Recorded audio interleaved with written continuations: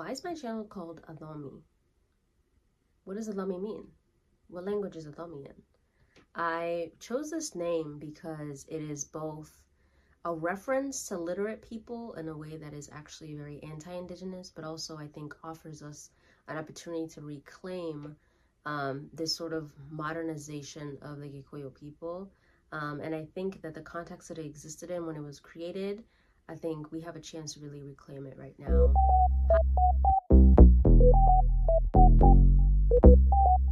Hi everyone, my name is Wangeshi and I'm on my journey to be literate in my indigenous language, and I hope you'll join me. So please like, subscribe, and share this with any Black and or indigenous folks who are trying to just engage in their indigeneity more. So, hi Wangeshi. I said my channel is called Athomi, and for context, Athomi is a word in Gikuyu and it means people who read. Right? And you know me, I'm very pretentious. I wore my very pretentious turtleneck here, which is just my general aesthetic. I try to dress like someone who reads, which is terrible. I know, very, very pretentious. But the concept of people who read is both a colonial and anti-colonial concept, and I really wanted to explore that, especially in the context of indigeneity, especially in the context of the Gikuyu people. So this concept of Athomi is a word that I actually picked up from reading Wangari Maathai's memoir, Unbowed, which she wrote about her life, and she passed away in 2011, but she won the Nobel Prize in 1977. If you don't know about her, she's an environmentalist. She has a PhD in biology, or she was an environmentalist. She was one of the first Black women to have a PhD, to be a professor, and so much about Wangari Maathai. We'll talk about her another time. She's actually related to one of my cousins in law. Her great uncle married Wangari Maathai, so her name is actually Wangeshi Maathai, which is very funny. But so I was reading her memoir, and she talks about the Athomi. I want to read a little bit about what she says, and then I want to complicate it a little bit because I think there's a lot to be said about literacy and literature, especially in this context of not just Gikuyu people, but Gikuyu people on the onset of colonization. Okay, so I'm reading from I'm in page 10. Okay, I'm going to read until page 11 and a little bit of 12. So it says, at the time of my birth in 1940, there are still people who had not become Christians, and competition for converts among the many churches had been established was intense. In and around Nyeri, the Catholics, Presbyterians, and the Independent Church were very active. Those who had not embraced Christianity, who still held on to and advocated for local customs, were called Kikuyus, while those who had converted were called Athomi. Literally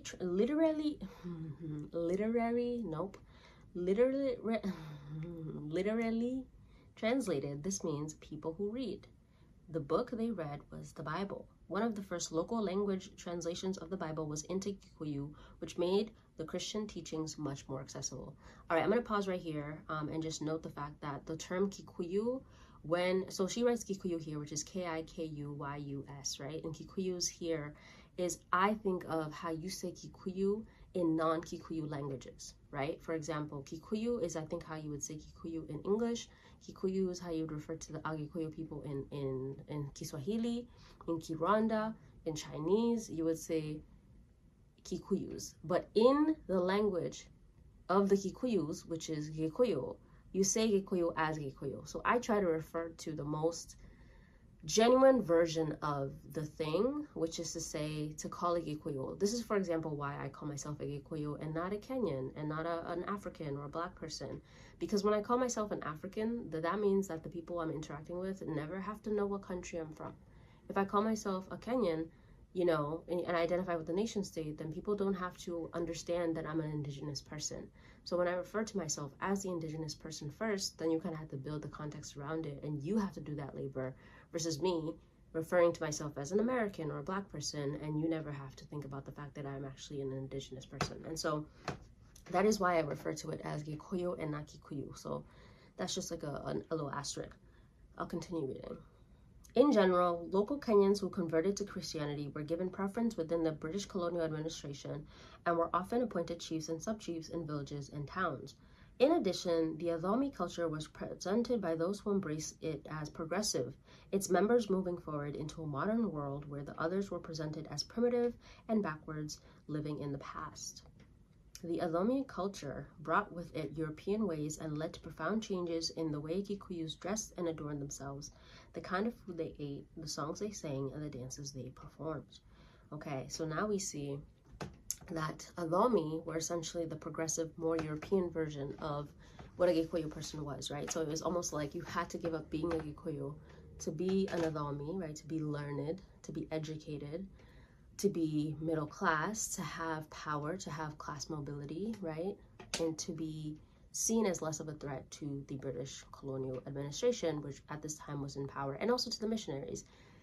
There's something very interesting about the role of not just the colonial administration, but in this case, the Christian missionaries that came to Kenya. Fun fact, not fun at all actually, my mother, her family's land was stolen by a church. So one day the church just came and they took up all the land and they built the church right next to their property. And so the funny thing about when these churches were built is folks who lived in proximity to these churches then became educated because the churches would offer free schooling, right? This means that you learned how to read, you learned how to write, times were more further educated than your peers who, you know, worked in the fields their whole lives, never learned how to read, never learned how to write, couldn't speak English, couldn't engage with jobs like, you know, secretary jobs, teaching jobs, whatever that the British colonial administration was offering, right? So your class mobility was limited if you were not in proximity to a church because churches are who taught literacy. And so in this way, Christianity becomes both obviously an oppression, but in this case, you know, becomes an opportunity and becomes a privilege. And in a lot of ways, this is how a lot of the folks who ended up becoming the class of Gikuyu people who ended up revolting against the British actually came from the group that was educated. Because when you educate the people and you teach them they have rights and you give them opportunities to grow and to see themselves as capable, they realize that they're being colonized. And then those are the people who actually ended up revolting, right? So even though the British are the ones who educated them about their world and forced them to learn about their world, teaching them about their world is actually what gave them the tools to overthrow them, which is also, on the flip side of that, a lot of times folks were not allowed to learn past a certain grade, right? Like, for example, Wangari Maathai herself, she was part of something called Operation Airlift, which was happening in like the late 50s, early 60s, where essentially, you know, there were some Kenyan activists who convinced, this is actually an insane concept, convinced the US government to fly out some very brilliant Kenyan people and educate them in the US because the British colonial government would not allow them to get educated past a certain level because they wanted them to do like menial jobs, like they wanted them to be, you know, bring them tea and be their servants and be their houseboys and their guards. They didn't want them to be doctors or professors or scientists or anything like that. And so they refused to educate them in the British system. So I want you to imagine that in your own country, you cannot go to college. So all these colleges are actually just educating white people and they're educating Indian people, maybe Asian people, but you yourself, the person indigenous to that country, cannot get educated in the college in your own country. And so they kind of had to appeal to the Americans to be like, hey, bring us to America and let us get educated in America. That's a whole story on its own.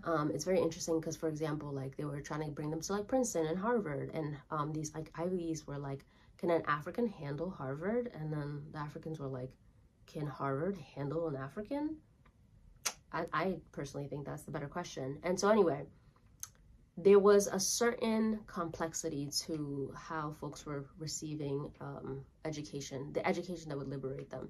And as an educator myself, as a writer, as an activist, as an artist, I also recognize this power, and I know what happens when you don't educate folks, especially when you don't educate women, right? And so Athomi, even though it referred to the sort of like assimilated class, to the Christian class, to the English-speaking class, to the literate class, they also were the ones who were able to sort of, in a way, translate their culture into a modern world.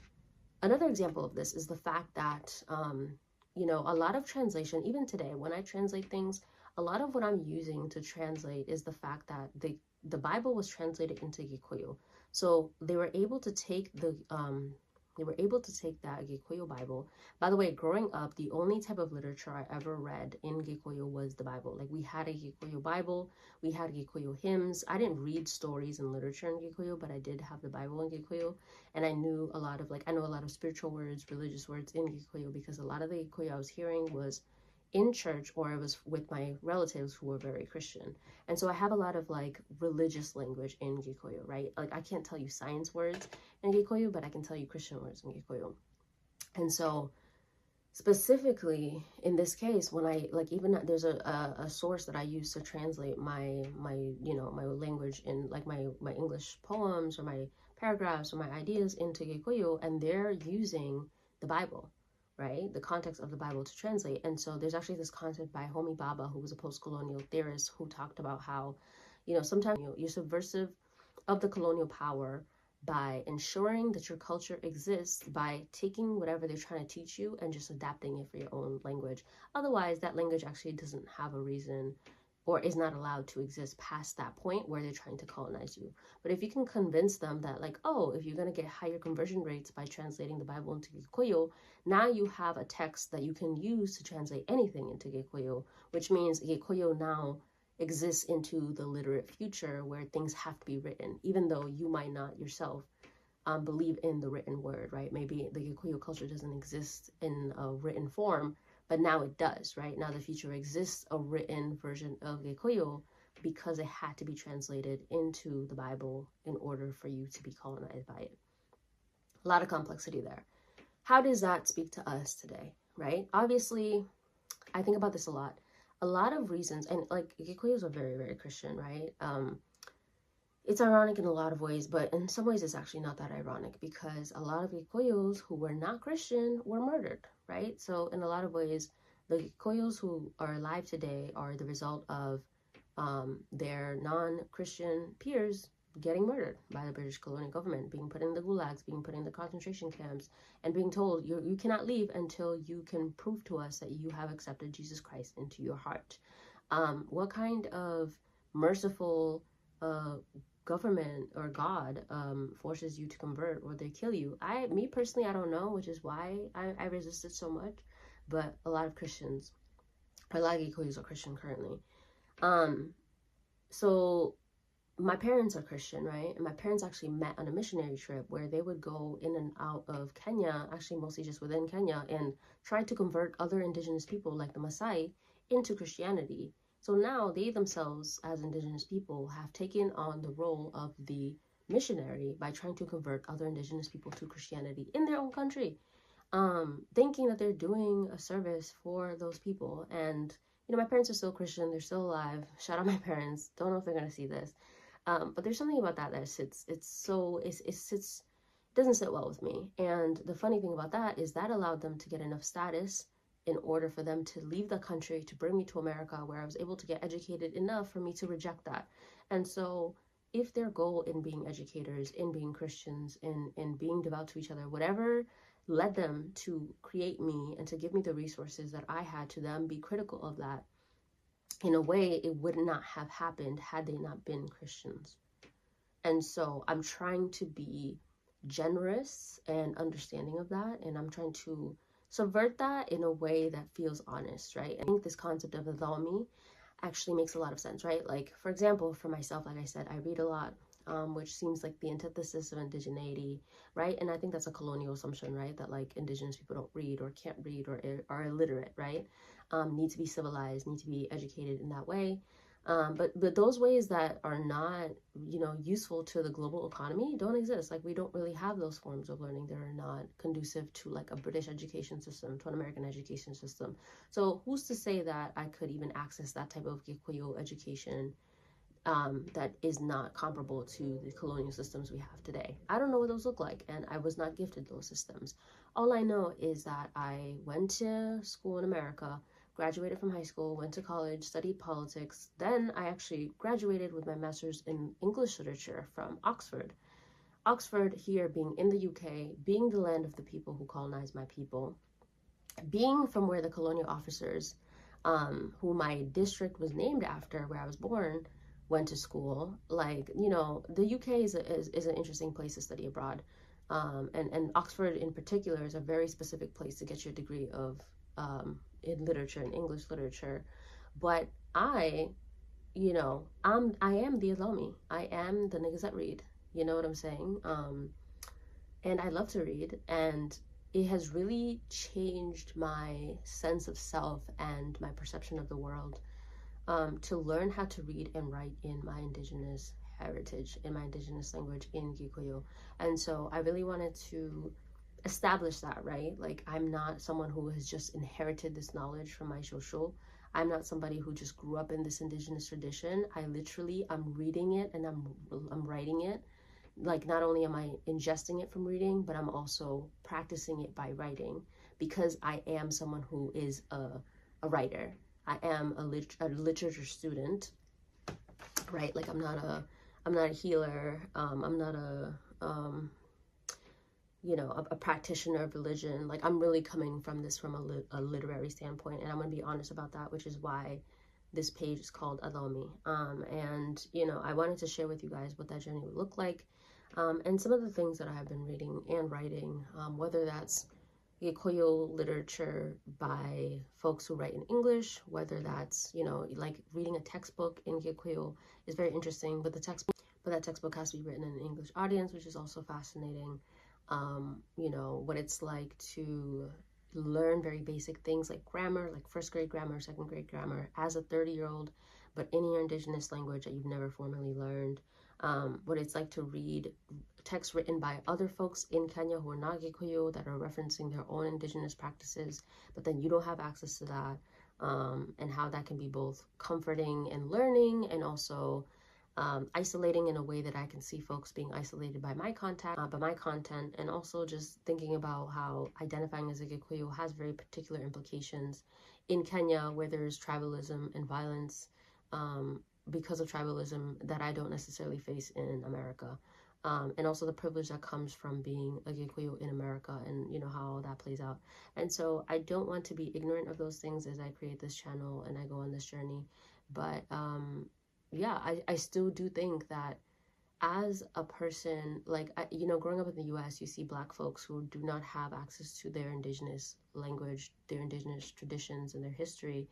And what do I look like having access to that and giving it up? And on the flip side of that, I see Kenyan kids in Kenya who are so desperate to fit into the global economy and the global scene that they're actually giving up, you know, their indigenous nature to, you know, to communicate with each other, and that's valid, and to sort of get away from the tribalism that has plagued their older generations. But in that, they become, you know, they talk about tribalists and all these things, but when you come to a global stage and you just, if somebody looks at you and they think that you're just Black and you don't have that pride in being, you know, a Luo or a Luya or a Kamba or whatever you are, when you don't have that, there's such a cost to that. And there are people in the US, you know, who work so hard to try to have any semblance of that. And because we can still find that, and we can still maintain that, and we can still preserve that and wield that the same way we can learn Chinese and Japanese and Arabic when we have to go to other places, I think it is worth the concerted effort to learn not just our history and our culture, but just our language in its most, you know, like basic form. The same way that we all learn Spanish in school. Like, why do I know Spanish and not Gikuyu? Like, that's crazy. And so, yeah, I just wanted to name that. And, like, I would love to know if you could learn any language, what would it be?